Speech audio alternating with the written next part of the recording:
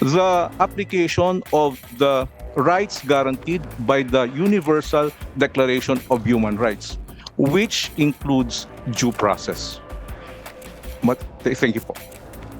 Attorney Medina, so ano ang nakikita ninyo kung inaamin ng ICC na ang surrender ni dating Presidente Duterte ay isang desisyon na ginawa ng Pilipino na pamahalaan? Anong epekto nun? Ang ibig ba sabihin ay linabag yung kanyang karapatan? Kasi tulad nga ng sinabi nyo doon sa kaso ni Yuen Le noong 2023, bagong-bago pa lamang, talagang kinakailangan dalhin pa sa RTC yan, meron pang proseso. 7 yata yung requirement. Kung naaalala ko, ang dami-daming sinasabi doon na talagang pinagtatanggol ang karapatan mismo ng dayuhan. Eto, Pilipino pa. Ngayon, mismo yung spokesman ng ICC sabi, desisyon niya ng pamahalaang Pilipino. Hindi kami yan. So anong epekto po noon doon sa nangyari kay Presidente Duterte? Madam Chair, just out of respect for the court proceedings, so as not to be seen as influencing the court proceedings, I will not make my statements in specific reference to the President. If a future issue, a similar issue comes up, extrajudicial surrender of a Filipino citizen to a foreign state or an international tribunal would be in contravention of Constitution on several aspects, of the revised penal code on several aspects, and international law, not just the Rome Statute, the International Convention on Civil and Political Rights, the United Nations, the Universal Declaration on Human Rights, and even the Interpol Constitution, if the surrender is upon the request of the Interpol. All this, the entire legal framework when it comes to deprivation of liberty requires court intervention, requires court-level due process. And by court po, you mean local court? Yes po, local court in this domestic due process. The entire idea of due process is really can be simplified as follows. The police has no final authority to decide on whether a person should be deprived of liberty. That authority to deprive a person, to declare that a person will be, or to decide that a person will be deprived of liberty, that is not the authority of the police. That authority is lodged only in the courts of law. The police cannot at the same time be the judge. That's essentially due process and separation of powers. Thank you. Thank you very much. That's loud and clear. That the police cannot be the judge in determining the deprivation of liberty of any person. So maliwanag po yun. At kinakailangan na maliwanagan sana kung totoo na inaresto si dating presidente sa ilalim ng RA 9851, kung talaga bang administrative arresto, kung nandito sana sila, napaliwanag nila sa atin at nagkatotoo at nagkaliwanagan tayo. Pumunta naman tayo sa dako ng ating video. Ito naman si Attorney Delgra, kasi nakita rin natin kung anong nangyari dito, no? Yung video kung saan si Attorney Delgra ini-invoke yung Article 59 at ito ay tungkol sa pagdadala sa local court. Panoorin po natin, pero si General Torre hindi nakikinig. Kaya sana nandito siya para maintindihan natin bakit wala siyang pakialam sa pagpapaliwanag ni Attorney Delgra. Hindi naman lahat, ilan ang hinuli ngayong araw na ito, sir? Sa iba-ibang mga krimen. Ilan ang binigyan ng ganitong... Kasi nandito kayo lahat eh. Nag-iisang tao. Ilan ang binigyan ng ganitong... Nag-iisang tao, dami krimen sa labas. Nandito kayo namin. Sir, hindi kami humingi ng pabor. Just invoke Article 59. Bakit hindi yan magawa-gawa? Attorney, you will be That's removed from precisely the point that I'm saying. Ano That's yung naman precisely yan? Kung kayo mag-ano, kayo, please lang, bawal hawakan. Attorney, you will be removed Bawal from hawakan! Bawal hawakan. Tumayo ka na lang. Bawal The right to hawakan. counsel is something that has to Ayun, maliwanag na ang ini-invoke, ang sinasabi ni Attorney Delgra was Article 59. Why is it na sinasabi paulit-ulit ng DOJ na Rome Statute, ang ICC, Article 59, does not apply? Gusto ko lang ipakita yung certification ng DOJ. Kaya nalilito tayo pa iba-iba. Andyan yung certification ng DOJ. Eto pa, hindi natin maintindihan yung date. Kung makita ni Senator Bato, ang date po niya, yung aresto March 11, na-certify lang yung warrant ng DOJ sa sumunod na araw. Wala na rito sa Pilipinas si dating Pangulo. So, ang certification sumunod sa aresto March 12. Ang aresto March 11, maalala ninyo. Yung certification March 12. Pagkatapos, ang sinasite dito, eto na naman, ang sinasite dito, Part 9 of the Rome Statute. Article 59.4, Article 59.7. Nakakahilo po kasi ang sabi nila, hindi na nag-a-apply yung ICC at hindi na nga tayo member. Bakit yung authority sa pag-aresto, paulit-ulit na sinasabi kay Attorney Delgra, pati na rin dito sa DOJ circular, na ito ay dahil sa Article 59. Kaya nga, kailangan ipaliwanag nila kasi hindi natin po maintindihan. General Torre also claimed that he arrested E.S. Medialdea. Makikita natin yan for the obstruction of justice. Ayan, mas kabisado na ni Senator Bato ito kesa sa akin ha. He admitted that he even handcuffed him. At binasahan pa siya ng Miranda rights kung maalala natin dun sa video. Kung ganon, kung inaresto niya si E.S. Medialdea to the local court, bakit hindi niya dinala sa presinto o inarestong totoo? Bakit imbes na arestuhin at talagang ikulong, pinadala pa sa Hague? Parang ang gulo. Kasi nung nandito si General Torre, talagang gustong-gusto niya yung Article 125 ng Revised Penal Code kay PRRD. Pero bakit kay E.S. Medialdea, inaresto niya, tapos hindi naman niya kinuha. Imbes, pinasakay pa niya ng eroplano. Nalilito kaya ako. Tama ba yun? Hindi ba pag inaresto mo, ito-turn over mo na o ikukulong na? Paano ba ang sistema, Senator Bato? Dapat talaga, inaresto mo na hinankap mo na. So, ano pang next move doon? Ha? Kaya nga nakakapagtaka, pinagbiyahin niya. Tama ba yun? Kung alam makapagsabi na tama yan. Oo nga. At eto pa, nung si General Torres sinabihan, si Attorney Delgra ang susunod na aarestuhin. Ano to? Pananakot ba to? Or talagang sinasabi niya kung anong gagawin niya next? Was he going to arrest him for what? Was Attorney Delgra committing a crime? Wala naman di ba sa video? Nakaupo lang yung tao Tapos, bakit hindi niya tinuloy yung aresto kay Attorney Delgra? Gusto ko sana siyang tanungin Bakit hindi niya tinuloy kung talagang may krimen na nagaganap ni Attorney Delgra? Dapat inaresto din niya. Ba't hindi niya ginawa? Kung wala namang krimen, ba't siya nananakot? Was this a threat? If it's a threat, isn't it the crime of grave threats na bawal sa ating kapulisan? Article 282 of the Revised Penal Code, threatening to commit the crime of arbitrary arrest and detention is clearly a grave threat. So hindi ba liable si General Torre dyan? Bilang tanyag na pulis at general, di ba Senator Bato, ano sa tingin ninyo?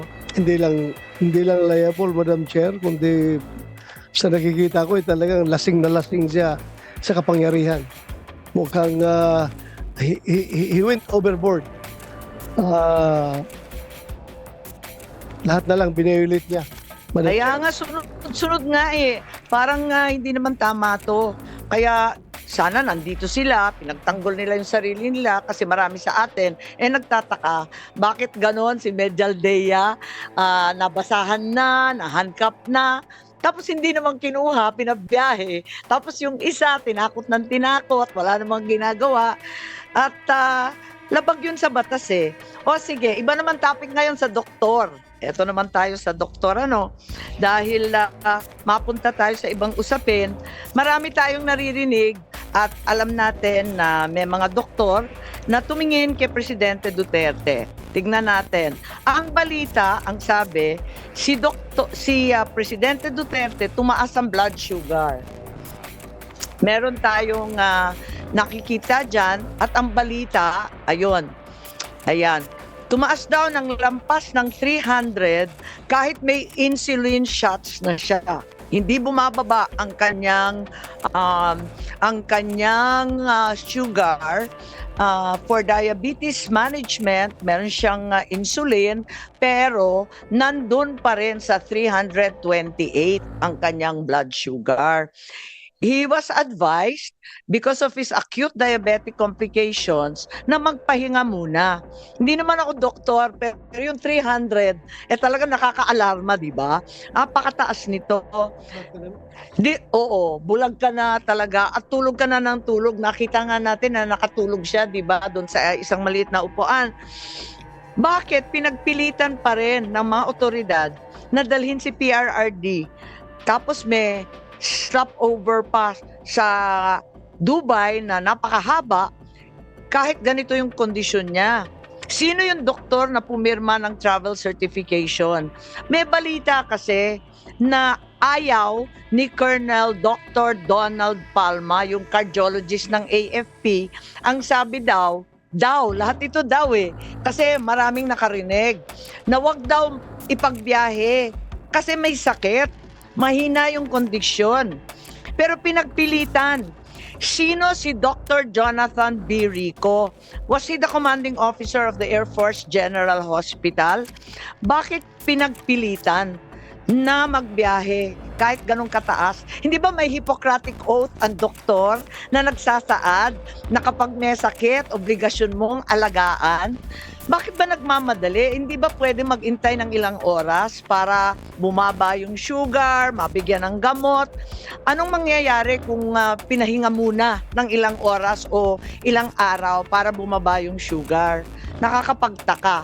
Isa pa, hindi naman niya doktor to Bakit hindi siya pinayagan na patawagin yung doktor? Di ba doctor of choice? Parang council of choice katulad ni VP Inday. Yun ang pinipili niyang abogado. Ang sabi nila, napakarami ng abogado dito.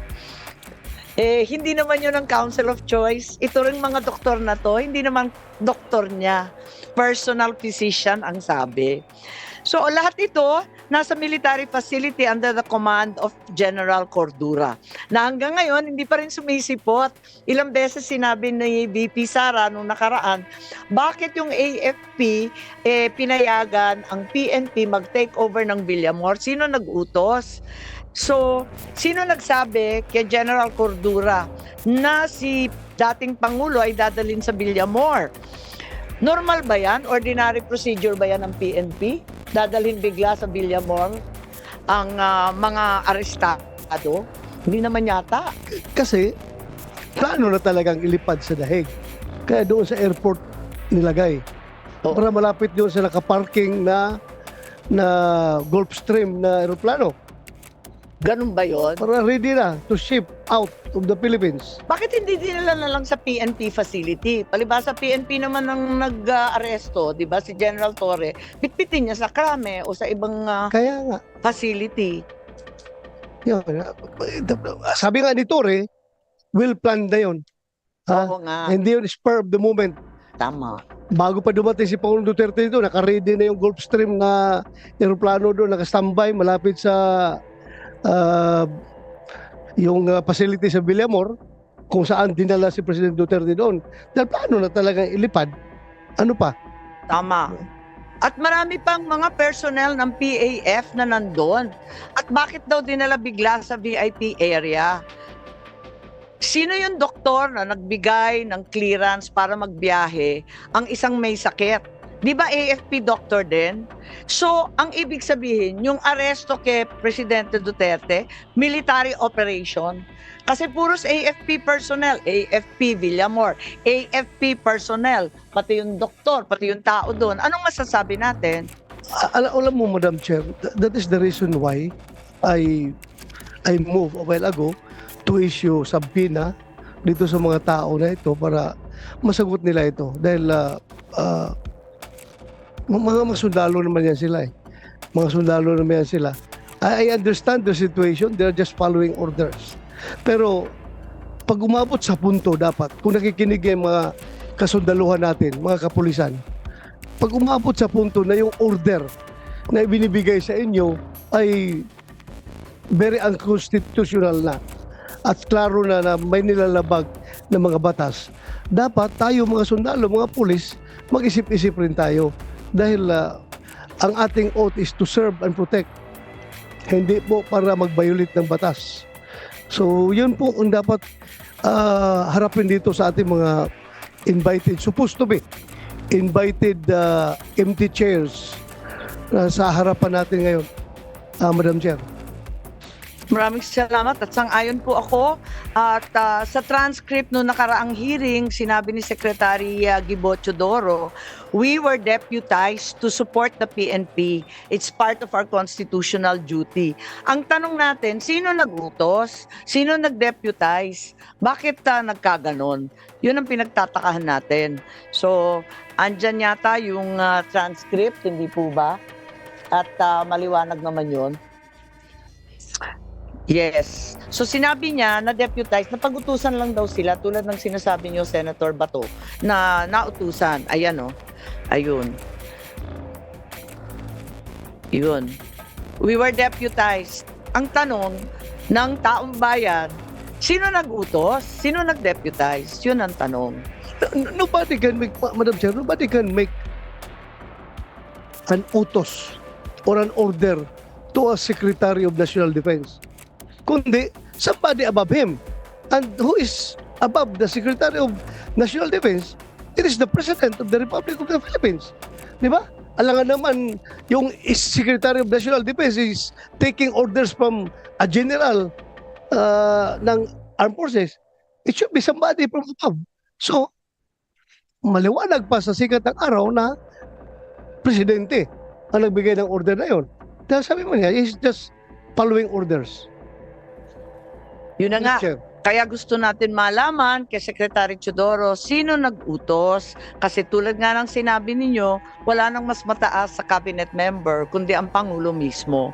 Nabanggit ni Senator Bato yung Gulf Stream at narito yung SEC para ipaliwanag. At maraming nagtatanong dun sa private jet with the tail code RPC 5219 used to transport the former president to The Hague. Ayan. So maliwanag po yan. Sino magsasagot niyan, Madam Chair? Yun na nga, kasi Ano? wala ngang sasagot. Andito yung detalye natin na meron tayo. If President Duterte is a protected person under the American Executive Order of President Trump, does that mean the person will have all his or her assets in the US frozen? Nalilito kami kasi in providing the means of transport so that the former president iti-turn over sa ICC, binigyan ng transportasyon, material support or provision of services ang tulong niya. Di ba po? Talagang hindi naman mangyayari yun kung wala yung eroplano. So, Madam Chair, if Malacanang is cooperating with ICC, albeit patago, kahit na deny nila, kahit ano kasinungalingan na pinagsasabi nila, nag-cooperate pa rin sila dahil nangyari na nga nandun na si Pangulong Duterte. Siguro naman, it is a moral obligation of this committee also to share our findings of this committee to President Donald Trump para kung sino mang may-ari nitong Gulfstream na ito, na aeroplano, ay kung may mga ari-arian dito sa Amerika, i-covered siya sa executive order na pinirmahan ni President Trump. So kung sino mang may-ari ng aeroplano na yan, mananagot siya kay President Trump. Sigurado ako, kung may Gulfstream ka na aeroplano, meron kang mga ari-arian sa Amerika. Kaya prepare for the repercussions of your action.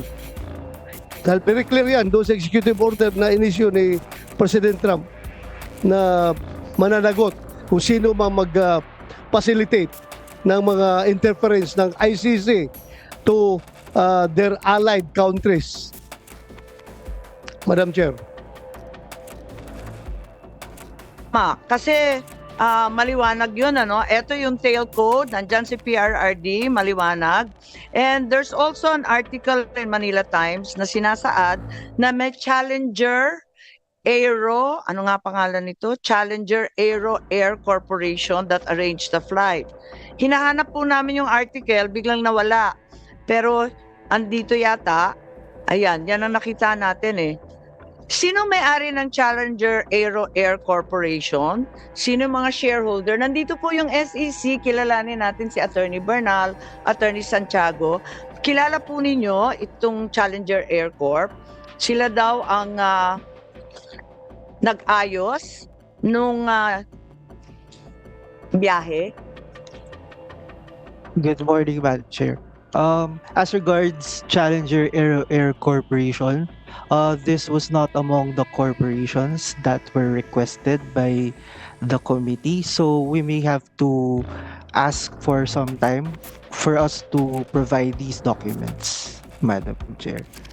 Meron kasing nagpadala, eto naman hindi ko na mahindian, nagpadala na yung Challenger daw ay subsidiary ng San Miguel. Totoo ba yun? Pakita na lang. Kaya lang, wala nga tayong tao rito na magsasabi, wala tayong testigo. Naobliga kami maghanap. At may nagpadala nito na eto nga, sa San Miguel daw to. Ano yung papel ng Challenger kung hindi naman sila may-ari? Kaya nakakapagtaka, kanino ito registered? So, Madam Chair, if I may, Madam Chair. close na daw sa SEC. Ha? Nakita po natin siya. Okay. So, hindi namin mahanap itong Challenger na to. Yes, Senator Bato. Ma'am, I think Attorney Perdino Santiago, you're with SEC, Attorney? Yes, Senator. Baka pwedeng i-text mo na lang ngayon doon. Anyway, computerized naman lahat yan, di ba? Baka pwedeng mapadala mo ngayon dito habang hindi pa tayo nag-adjourn. We're already coordinating with the office. Thank you, Attorney. Thank you. Salamat, Madam Chair. Maraming salamat. Pero hindi naman to may-ari eh. Ang sabi, arranged lang. Sino nga ba yung may-ari nitong aircraft na to? At anong kumpanya to na nag-charter or nagli-lease out? At sino ang nag-charter noong March 11? Kasi ang sabi ni Secretary Remulla, si John Vic, siya nagsabi na yung private jet was paid for by the Office of the President. So ngayon, tinatanong ko, if the company or person who owns the plane was authorized to charter it or lease it. Kasi, ang pangalan nito iba eh, Pacific Asian Pearl Airways. Meron yata sa SEC niyan. Pwede kayong sumagot. Yun ang registered owner. Tama po ba? As regards the owner of the specific airplane subject of this inquiry, it's not reflected in the SEC records. We defer the ownership of the airways with the proper regulatory agency of which is CAAP. However, we already provided the Senate committee with the requested SEC corporate records of the corporations that you requested, Madam Chair. So, in fact, there are two corporations with similar names. Is that correct? Would you read them out, please? Those with similar names to the requested corporate names are Pacific Pearl Airways.com Corporation and Pilipinas Asian Pearl Airways Inc., Madam Chair. So they are in fact registered with you and you have the ownership also stipulated. Yes, Madam Chair. And may we see the names?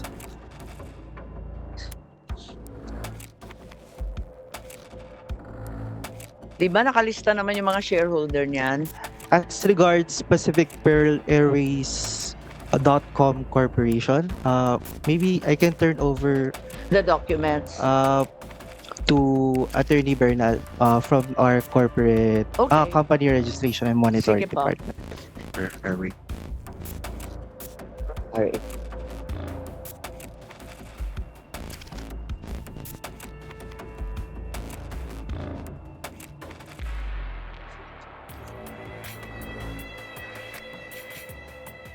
Yes, Attorney Bernal, you're recognized, please. Uh, Good morning, Madam Chair. As regards to Pacific Pearl Airways.com Corporation, under the Articles of Incorporation, the names of incorporator or directors are Elegio Carlo M. Jimenez, Christopher Miel M. Jimenez, Mark C. Tandok, Reo Colin P. Toledo, Helen Q. Panolino, Aurora Maria F. Timbol, and Elio B. Jimenez. In the GIS in the 2011, Your Honors, the chairman of the board, the president is Christopher Miel M. Jimenez. The corporate secretary is Elegio Carlo M. Jimenez. The treasurer is Catherine May M. Jimenez. The chief legal counsel is Attorney Aurora Maria F. Timbol. That's the officers, Your Honor. Thank you very much, Attorney Bernal. I think the committee secretary has tried to contact the alleged owners. Can you update us as to the development there? We were only able to send an invitation for Mr. Benjamin Ramos. And they haven't responded since They sent their regrets, ma'am, just yesterday evening po. yesterday. Thanks. Okay, so we will need to be hearing from them since he's one of the owners, 30% ownership of the Gulfstream 550. Ngayon, may nagpadala rin sa akin kasi ng hamon sa totoo lang. At dahil nga, ang pagkasabi ng isang empleyado sa CAAP, eto naman text lang. Hindi daw authorized magpa-charter tong eroplanong to dahil personal lang naman to. So tinatanong ko kung sana nandito si Secretary John Vic, who authorized the charter or lease since it was a private aircraft, and if it was paid for by the Office of the President, saan yung bid documents? Alam naman natin ang mode of procurement, tapakahaba kahit ano pang proseso. In my experience, kahit pinaka mabilis na procurement, it takes several days to complete. Biglang sinasabi, they only knew of the warrant of arrest at 3 a.m. March 11. Tapos, sa ilang oras lamang, nakumpleto nila yung announcement, yung tender, yung publication requirements, yung award, at yung completion sa loob ng ilang oras. Pwede po ba yun? Procurement law? Kahit pinakabagong procurement law natin, hindi naman ganun kapaspas. Madam Chair, may input lang po ako doon. Yes. Napanood ko po kasi sa interview, I think ni SILG na... I'm not sure, I think sa SILG na ang sabi niya lang kasi, pag kumuha ka kasi ng permit ng airspace, one after the other yon. So kung from here to UAE muna, kaya matagal daw sa airplano si former president. But hindi yun ang kwento naman ni General Torre. Ang kwento naman ni General Torre, aalis na kaya kailangan na sa aeroplano. So, I'm just saying, as you mention all of that, I think lalabas kung ano yung totoo. So, just to say na importante yung mga binabanggit nyo. Kaya nga nakakalito kung, di ba matagal nga mag-apply ng flight plan. Pagkatapos ang tagal rin nila sa Dubai kasi nga wala pang permit to go to The Hague. In other words, madalian. Hindi naman pwedeng madalian ang procurement, katagal-tagal dito sa atin. Yes, Senator Bato. Saka, Madam Chair, may move also that we are going, in the next hearing, we are going to invite yung mga pina-escort nila ng mga police doon sa loob ng eroplano. Dahil pagdating daw doon sa kung saan sila dumating, wala mga papeles, walang mga passport, walang mga visa. Kita mo kung gaano na binayulit lahat para lang ma-carry out nila yung kanilang matagal ng pangarap na mapabiyahe si President Duterte sa Daig. Yung mga pulis kawawa, walang visa, dumating doon. Ano gusto lang gawin sa pulis natin? Hello guys, good morning. Thank you for watching. Break lang muna tayo saglit. And eto guys, second Senate hearing na regarding sa illegal arrest ni PRRD. Amazing, nakakatawa din at the same time kasi yung mga iniimbestigahan na lumahok nung first na hearing is kumpleto sila, pero dito sa second hearing ay biglang naglaho guys. Una-una si General Torre absent. Pangalawa, yung mga lawyers, Secretary Rimulya wala din. Si Fajardo, sino pa? Si AFP Secretary guys, wala din sila.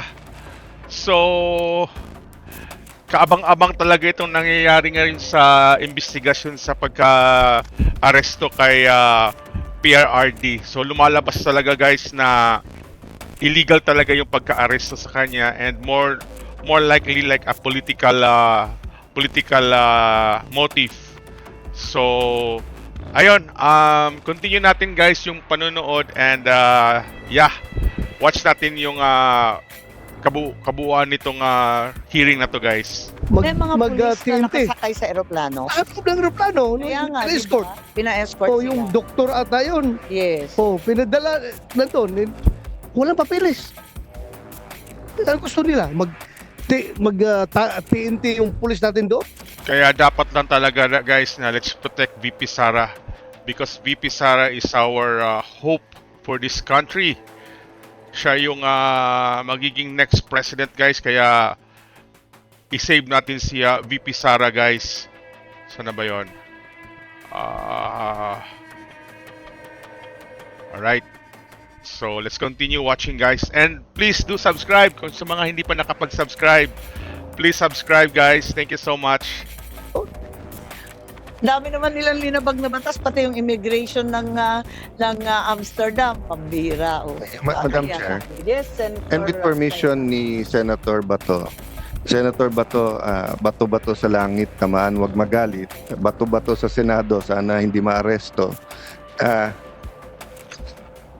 Hindi, pwede lang po bang, pinapatawa lang po kayo, but kasi po nung last hearing, just if alam nyo dahil naging chief PNP kayo, nung tinanong ko kasi, dahil ang sabi, Interpol ang tinulungan natin, hindi ICC. So ang sabi po nung cabinet members na nandito, kasi nung tinignan natin po yung dokumento galing sa ICC, what's the name of that document? Yung may pirma ni Ambassador. Yung parang return nila po. Tapos nakapirma doon yung Ambassador Lacalinaw. So sabi ko, so hindi natin tinurn over sa Interpol. Ang sabi lang hindi. Kung may representative daw ang Pilipinas ng Interpol dito sa Pilipinas, pag nag-request daw sa Interpol sa atin, pag tinurn over daw natin sa representative nila dito sa Pilipinas ng Interpol, sa Interpol na daw nating tinurn over. Tapos yun nga, yung Ambassador Lacalinaw, tinurn over sa ICC. Pero kung titignan mo, ang pirma niya dito, on behalf of the Republic of the Philippines, as representative, hindi as representative of Interpol. Pero ganun ba yung Interpol? So kung ako ang representative ng Interpol dito or point person, na Pilipino ako So pag nagsabi ka sa akin na may huhulihin, pwedeng sa akin mo i-turn off, tapos ako magdadala sa ibang bansa? Parang malabo ng konti or... Baligtad nga, Madam Chair, no? Senator Cayetano, kapag in that case, ang requesting entity was Interpol ko, no? So, dapat marami na akong ginawang nag-request ako sa Dubai nung pinapahuli ko si Kerwin Espinosa, yung drug ayun. lord na ngayon ay Drug tumatakbo ng mayor ng Albuera. Nung pinahuli ko doon, nag-coordinate ako sa Interpol. Nung nakuha na nila, physically arrested na nila si Kerwin Espinosa, ako mismo ang nagpadala kasi we are the requesting party. Ako ang nagpadala na tao doon, sinundo si Kerwin, sinakay sa aeroplano ng PAL, pauwi dito sa Pilipinas. Pero sa atin ngayon, nangyari, Baliktad. Interpol ko noon nag-request, tayo pa naghatid doon sa Dahig. Dahig, Very inconsistent yung mga actions na ginawa nating gobyerno dahil napaka politically motivated nung kaya illegal talaga. For me lang guys, sa opinion ko lang, illegal talaga yung pagka-aresto kay PRRD. Kaya sige, tuloy natin. dapat ang requesting party ang magsundo dito, bakit tayo maghatid? Just one more point, Madam Chair. Kasi nga, dito po, duly noted on behalf of the Republic of the Philippines, signature po nung ating Special Envoy for Transnational Crime, no? So, hindi siya pumirma bilang representative ng Interpol. Pumirma sa atin. So, usually, mas gusto kong harapan, tanungin kagad. And syempre, actually, partida na to kasi maiisip pa nila yung sagot. Pero I think for our records, importante to. Then last lang, sir. Hihingin ko yung dokumento Yes. para part of the committee Yes. records. Then last lang po, ma'am, hindi ko po kayo ginagawang witness, Senator Bato. Alam mo naman yung respeto ko sa iyo ever since hanggang ngayon. But nung time na Chief PNP ka, may order ka ba na basta't napatay lalo sa drugs, walang mga report yun? Kasi hanggang ngayon talagang, kasi kung totoo yun, kumbaga sa crime, karumal-dumal di ba? Yung sinabi ni SOJ na nung tinitignan daw nila, pag wrongful death daw, wala daw report. Yung ang makupitan ka lang ng napitaka mo, ballpen mo, di ba? May blatter yun kung mag-blatter ka. Have you heard na may ganong order or sistema? Ako, Madam Chair, Senator Alan, diritsahang sagutin ko yan. That's a blatant lie yung sinabi ni Secretary Remulla. Talagang kasinungalingan yan. Dahil, alam mo, in-emphasize namin palagi yan noon para makasiguro tayo, meron tayong depensa sa sarili natin. Dahil alam natin na merong investigasyon na darating. Siguruhin ninyo, every death na related sa war on drugs, meron tayong case folder niyan. Nakapile lang lahat doon. Documented dapat Starting lahat. from the spot report to the Tama. progress report, Tama. development Yes. reports, Yes. hanggang doon sa pag-file ng kaso sa DOJ. Meron tayo yan. At yung sinasabi nila ngayon na mga patay na yan, puntahan lang sa PNP, nandun yung mga folders na yan. If you can remember, when I was the chief PNP, pinatawag ako dito sa Senado noong panahon ni Laila de Lima. At hiningi sa akin ng komite yung mga reports. Pinadala ko yung mga reports dito. Folder by folder. Andito lahat yung mga report na yun. So, hindi po totoo yun na walang record. Ano natutulog ang police natin? Hindi ni-record, hindi binablatter yung mga crime incidents na yan? Hindi Thank po you, totoo yan. Madam Chair, kasi i-emphasize ko lang po personally, ako ay run as an independent. Wala po akong partido, hindi po ako partisan. Of course, human tayo, kaya parang you can say pro, anti, but both pro and anti-Duterte gusto accountability pero Tama, gusto truth yes. at tamang paraan. Yes. Kaya ako tinanong ng Senator Correct. Bato kasi kung naalala mo, madalas na ano bang tamang word, kutyain, i-criticize, minsan minumura pa ng dating Pangulo yung human rights group. Pero trabaho ko bilang diplomat, bilang Secretary of Foreign Affairs, is wag masira yung tulay. Di ba? Parang sa China, we totally disagree with their claims in the West Philippine Sea. Pero kailangan may nakikipag-usap. So I remember yung Iceland, grabe ang banat sa atin nun sa Human Rights Council sa Geneva. Ang ginawa ko po, humingi ako ng meeting. Akala nila makikipagsigawan kami sa kanila. I think si Yusek, were you there with me? Wala. No. So, ang ginawa namin, Madam Chair, inimbita ko siya sa Pilipinas. Sabi ko, I know you have a constituency. I know human rights is big in around the world, but especially in Europe. But you know what? The numbers they're throwing around now is fake news, is misinformation. So I'd like to invite you. He said, no, but your president says, no, I'm inviting you. I will go with you or you tell me where you want to go, PNP. Because nga, nagkalakas ng loob ako, Senator Bato, nung sinabi niyong lahat yan iniimbestigahan at meron. So I'm not saying it's perfect. But yung between totally walang investigasyon at 100% investigation, we're somewhere in the middle. Pero na-shock talaga ako nung sinabing wala. But we will give the SOJ and the government the chance to answer.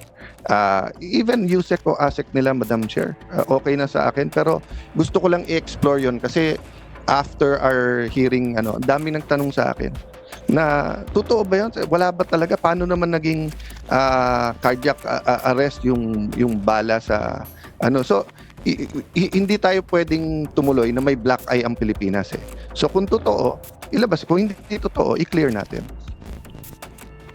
Nako, imposible yan, Senator Cayetano.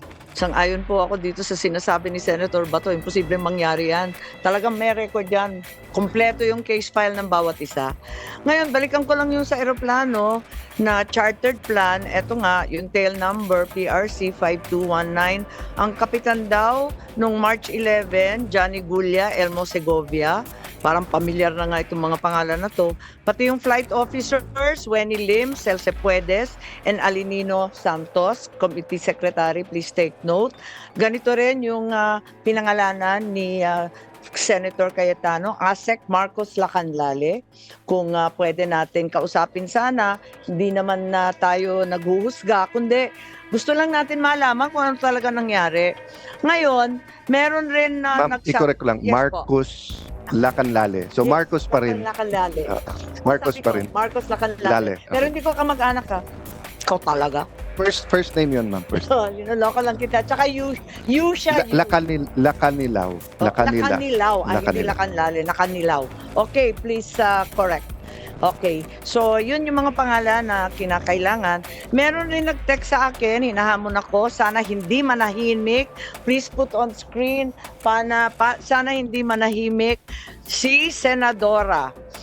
At wag pagtakpan ang iba at wag maging selective lang sa mga taong sumunod lang sa utos ng nakakataas. Isama nyo ang may-ari ng eroplano na yan dahil kasabwat din siya. Itodo nyo na, wag half-cook. Andito po ang picture nung eroplano, kung makita ninyo sa Lawag City, ginamit muli ng ating Pangulo 30 March 2025 dahil daw pumunta sa isang rally March 28. Andito po yung record, kaya alamin natin sana sa kaap ano nga ito. Hindi ito ang kauna-unahang pagkakataon na ginamit ng Pangulo Bongbong itong eroplanong to at hinihiram nga ito ng iba't iba. Nandito rin sa Mindanews, kung makikita po ninyo, yung iba't ibang paggamit nito, nariyan din sa Davao, naglanding din sa Tawi-Tawi po. At ang nagbigay ng picture, tactical operations ng Sulu. At andito rin yung Puerto Princesa, gamit din po sa Palawan. So, madalas gamitin ang eroplanong ito ng ating Pangulo at pinagtatakaan namin dahil napaka-stricto ng security para sa Pangulo, hindi po ba? At alam natin na meron rin naman presidential plane ang Air Force. Kaya't eto nga, nagiging himala kung bakit iba yung ginagamit at bakit nagamit ulit pagkatapos dinala si Presidente Duterte, ginamit ulit papunta sa amin sa Lawag. Yes, Senator Bato, please. Alam mo, Madam Chair, yung eroplano na yan, no, malungkot ang history ng eroplano na yan dahil yung eroplano na yan siguro, if it's being used by the presidents and the previous presidents, siguro yan yung eroplano na ginagamit ni Pangulong Duterte at baka ako, nakasakay rin ako niyan in one of our official duties, no, when we flew with the president. Baka nakasakay tayo dyan at yan ang ginagamit na aeroplano sa pag-perform ng kanyang official duties as President of the Philippines. At yan din ang aeroplano na naghatid sa kanya sa kanyang huling hantungan ng ICC. Masyado ka namang sumusuko na. Wag mo na tayo sumuko, baka namang iuwi pa siya. Baka sana yung aeroplano na rin yan ang magsundo sa kanya kapag siya ay binigyan ng pinag-bail ng ICC. Sana masundo rin siya ng aeroplano na yan, Madam Chair. Maraming kababalaghan, sayang wala rito ang mga kaap at yung mga opisyal at iba pang testigo na makakapagbigay ng linaw sa sambayanan tungkol sa eroplanong Mahiwaga. Ngayon meron rin tayo sanang tanong tungkol kay Arnie Teves, yun maliwanag. Talagang nagkaroon ng red notice kay Congressman Arnie Teves. Kaya lang, ang Interpol nagsasabi na hindi pa rin mahuli-huli. Ang sabi, nandun pa rin sa Timor-Leste, kahit ang Timor-Leste, miyembro rin ng Interpol. So ang tanong, asan na si Arnie Teves? Pinarusahan ba ang Timor-Leste? Ang alam ko, di ba, hinatulan ng kanilang Court of Appeals na hindi po pwedeng ipadala sa Pilipinas. Bakit ganun? Pwede palang hindian. It is very clear, Mr. President, Madam Chair, na ang papel ng Interpol is purely coordinative and sharing of information. So, kung ang Interpol magdala ng warrant dito, coming from ICC, napakadali lang naman sabihin ng PNP. Sorry, Interpol, I cannot cooperate with you because we do not recognize the jurisdiction of ICC at yung warrant na dala-dala ninyo, na ang basis sa inyong red notice or yung diffusion notice na yan ay yung warrant ng Interpol, hindi na namin yung na-recognize. So, bakit kailangan namin sundin? So, sorry, Interpol, pwede naman gano'n eh. Tayo, ang ginawa pa nating excuse ang Interpol para ibiyahe si Pangulong Duterte doon sa The Hague. Hindi ba yung Interpol, hindi naman pinaparusahan ang Timor-Leste? Kahit hindi sila sumusunod doon sa... Walang pagkaparusahan niya dahil Interpol exists for its members. Ang membro niya ng mga police organizations all over the world, nagbabayad niya ng annual pay doon sa annual fee sa Interpol para mabuhay yung operasyon ng Interpol. So, kung aalis ang Timor-Leste as member of Interpol, malaking kawawalan niya sa kanila. O kung aalis ang Philippine National Police, malaking kawawalan sa Interpol yan. Wala naman palang parusa. Bakit atat na atat tayo na ipadala si Presidente Duterte sa The Hague? Diffusion lang yon, wala naman palang obligasyon. Nakikita natin, Madam Chair, it is more than the Interpol, more than the ICC. This government really is the most interested party na maibiyahe si Pangulong Duterte doon sa The Hague. Yun talaga ang klarong lumalabas, Madam Chair. Ko talaga naman. Eto pa yung mga OFW natin, tumawag sa lahat ng sulok ng daigdig at nalulungkot ako, wala sina Arnel Ignacio ng ating OWA, wala rin dito. Si Hans Kakdak, ang secretary ng migrants. Sana tatanungin ko kung ano yung procedure kapag yung OFW pinagdududahan na may krimen sa abroad, paano tini-turn over sa foreign jurisdiction? Ano yung safeguards? Paano natin pagtatanggol yung mga Pilipino na nahahatulan ng krimen o pinagdududahan o naaaresto? At alam din natin na marami na rin, ilan na rin ang OFW, mga Pilipino, na naaresto sa abroad. At tayo, ginagawa natin ang lahat para maibalik. Kahit convicted na yan, criminal na yan, nagsiserve na ng sentence, talagang ginagawa natin ang lahat para maiuwi. Kaya nga, tinatanong ko, nakauwi na lang tayo ng marami, di ba? Bakit natin ine-export ang ating dating Pangulo? Yun nga yung mga nahahatulan sa ibang bansa. Inuuwi natin pilit kasi ang Pilipino may karapatan manatili sa Pilipinas. Di po ba? Ngayon, natatakot na yung mga OFW natin, nandun sila, wala naman magtatanggol sa kanila. Kung mismo sa sarili mong bansa, pwede kang tangayin ng sino man. Abay, anong kasiguraduhan na safe sila sa ibang bansa? Hindi ko masagot at nahihiya na nga ako sa ating mga OFW. Hindi ko maintindihan kung ano masasabi sa kanila dahil nagagalit nga. Ba't daw ganun ang nangyari? Pero magko-closing na lang po ako. Palibasa wala tayong sagot sa araw na ito. Walang dumalo sa ating pagdinig. Hindi nila dininig ang pulso ng bayan. Paano tayo uusad kung mismo mga dapat magpaliwanag ay nagtatago sa dilim? Paano natin mapapanagot ang mga ayaw sumagot? Pero hindi tayo titigil. Sama-sama natin ihahatid ang mga sabpina na hinanda ko na. Kailangan kasi pirmahan ng lahat ito ng ating Senate President Chis Escudero. Kailangan pirmahan ng lahat ito pagkat absent silang lahat ngayon. Upang kanyang pirmahan, patunayan na ang Senado ay malaya at matapang na naninindigan para sa mamayan. Sambayan ng Pilipino ang masusunod. Tayong mga lingkod bayan mula barangay hanggang Malacanang ay pawang tagapagsilbi lamang. Tagapakinig na sa daing. Tagasagot sa mga tanong. Kung kaya ng isang matanda na may sakit na harapin ang walang respetong pag-aaresto, bakit ang mga duwag na ito ay wala sa ating harapan? Nako, magalit na kayo sa akin, pero hindi ba kaduwagan ang hindi sumagot?